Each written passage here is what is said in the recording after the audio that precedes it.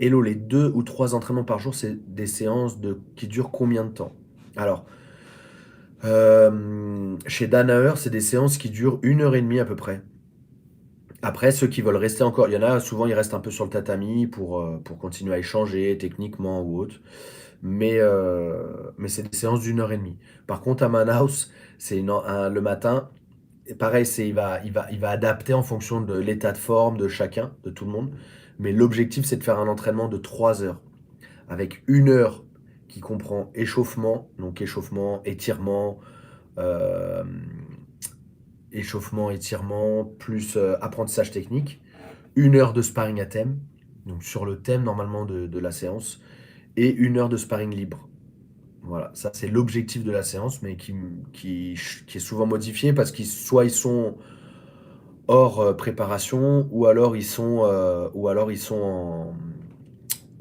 en préparation de compétition, donc ça change régulièrement.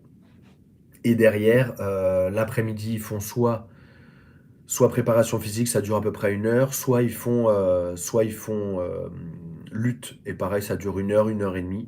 Et après, le soir, c'est libre en fait. Ceux qui veulent s'entraîner peuvent s'entraîner, ceux qui veulent pas s'entraîner ne s'entraînent pas. Mais le soir, en fait, ce qui est intéressant, c'est qu'ils cherchent. Là, je parle de Manos, hein, je parle pas des entraînements chez Danner. Salut Nico, t'as déjà répondu si Gordon est chargé ou pas? Bien évidemment que Gordon, et puis il s'en cache pas, il le dit librement, qu'il est. Mais d'ailleurs, il avait dit un truc qui était intéressant. Après, quand les mecs se chargent, ils cherchent toujours une raison à se charger. Ils cherchent toujours à justifier le fait de se charger. Et, euh, et en fait, ce qu'il disait, c'était que il voulait pas, à cause du fait de ne pas être chargé, il voulait pas ne pas gagner ce qu'il devrait gagner par rapport à son niveau technique et par rapport à son mindset et par rapport à son niveau d'entraînement, quoi. Donc il voulait pas que la picouse soit le frein à tout ça, parce que c'est vrai que bah, quand tu vas t'entraîner ou quand tu vas combattre face à quelqu'un qui est chargé, ça n'a rien à voir. Enfin bon, vous devez vous en douter. Donc voilà. Et juste pour terminer par rapport à Manaus, donc et donc le soir, ce qui est intéressant, c'est qu'en fait, ils s'entraînent avec des gens, on va dire, euh, qui sont là pour le loisir, ou voilà, des gens lambda entre guillemets, qui viennent s'entraîner. Et donc en fait, l'objectif, c'est aussi de sociabiliser et de mélanger les gens du club. euh, voilà, et que les gens compétiteurs qui sont 100% focus, qui dorment dans l'académie, qui s'entraînent à l'académie, bah, ils sortent aussi un peu euh, de ce contexte-là, et qui parlent aussi avec des gens, bah, voilà, qui sont avocats, ou qui sont, enfin peu importe leur métier, mais qui sont pas du tout là-dedans. Tu pars quand au Brésil? Alors là, je suis aux États-Unis maintenant. Je suis à Nouvelle-Orléans, New Orleans. On fait un camp d'une semaine avec. C'est le premier camp avec BG Fanatics. Et donc, il y a Mika Galvao et Diogo Reis aussi qui sont là. Et je repars au Brésil samedi prochain. Voilà. Et une autre question, alors, voilà, de ma tablette, en fait, c'est pas du tout pratique, le truc. Hello, qu'as-tu pensé de la prestation de Paul Hughes au Cage Warrior? Alors, j'ai pas du tout regardé. J'étais pas. J'étais dans l'avion à ce moment-là. J'ai pas vu ce qu'il a fait. J'avais vu son combat face à Morgan, mais j'ai pas vu ce qu'il a fait face à l'autre là. Je sais plus comment il s'appelle. Mais s'il a gagné la ceinture, c'est que il a dû faire un gros combat. Parce que j'ai pas vu de gens qui disaient que c'était pas logique ou autre. Les amis, n'hésitez pas à mettre vos questions dans les petites boîtes à questions, que ce soit sur Instagram, YouTube ou TikTok. Du coup, elle a le sujet là, d'entrée de la vidéo, c'était le sujet avec les entraînements de Gordon Ryan.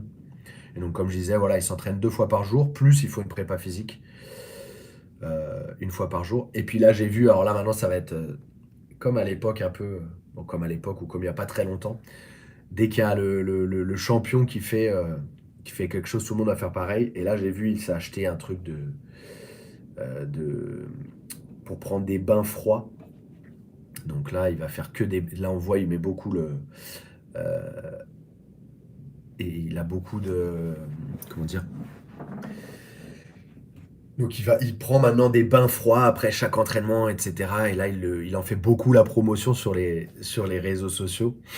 Et donc ça va me faire rire parce que je suis sûr qu'il y a beaucoup de gens qui vont commencer à ils vont jurer plus que par ça, quoi. Alors que, voilà, ça dépend de l'entraînement que vous faites. Le bain froid, c'est pas toujours l'idéal, mais c'est vrai que c'est bien pour, on va dire, avoir cette sensation de renouveau. Est-ce que tu t'es déjà cassé une côte en sparring? Non, je me suis jamais cassé de côte, touche du bois. En fait, les côtes, souvent, on se les casse. Alors là, je parle dans lutte à livrer, grappling, JJB, hein.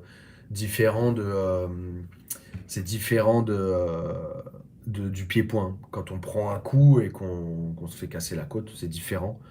En sparring, en général, comment on se casse la côte? C'est souvent quand on est bloqué dans une situation et qu'on va absolument tourner. Moi, c'est ce que j'observe beaucoup chez les gens. C'est en fait, ils se blessent tout seuls, en fait. C'est qu'ils sont bloqués dans une situation et puis ils essaient à tout prix de tourner alors que leur corps est bloqué, quoi. Alors que leur adversaire les a contrôlés. Et en fait, euh, et en fait, c'est comme ça qu'ils se blessent. Alors ça peut être une côte cassée, une côte fêlée ou une côte, ou alors aussi, euh, comment on appelle ça? Donc on a les muscles entre les côtes qui vont être tight, qui vont s'inflammer en fait parce que vous avez trop tiré sur, enfin vous êtes allé en bout de mouvement et donc le muscle a résisté comme il a pu et du coup le muscle s'est inflammé. Et donc non, alors j'ai juste eu ça là, j'ai juste eu des inflammations, voilà, avec l'entraînement, mais j'ai pas eu de côte cassée heureusement. En combien de temps ça se soigne? Alors moi j'ai vu à chaque fois c'est très long, c'est quelque chose de très très long. Il me semble que c'est un mois, 2 mois. Pareil, toutes ces questions-là, n'hésitez pas à les poser à des spécialistes plutôt qu'à moi. Je suis pas formé kiné, je suis pas formé médecin. Après, j'ai une expérience un peu là-dedans, mais je suis pas médecin, je suis pas kiné. Donc n'hésitez pas à poser vraiment vos questions à des gens qui sont formés pour ça et pas juste à moi. Moi, je vais vous répondre par rapport à mon expérience, mais pas par rapport à ma formation. Alors, si je conseille d'arrêter le grappling en attendant la fin de la douleur, non. Alors, tout dépend du stade auquel tu es. Alors bien évidemment, si tu as du mal à respirer, non, faut attendre, bien évidemment. Faut vérifier comment elle est cassée aussi, parce que c'est dangereux, hein. Une côte cassée, ça peut perforer les poumons, ça peut vraiment pas du tout être bon. Donc faut voir à quel niveau, comment elle est cassée. C'est pareil, moi je te conseille d'aller voir un médecin pour voir qu'il en pense. Mais ce qui est sûr, c'est que c'est long. Et en attendant, bah, il y a toujours possibilité normalement de faire un peu de technique. Il y a toujours des choses que tu peux faire normalement. Toujours quelque chose qu'on peut faire.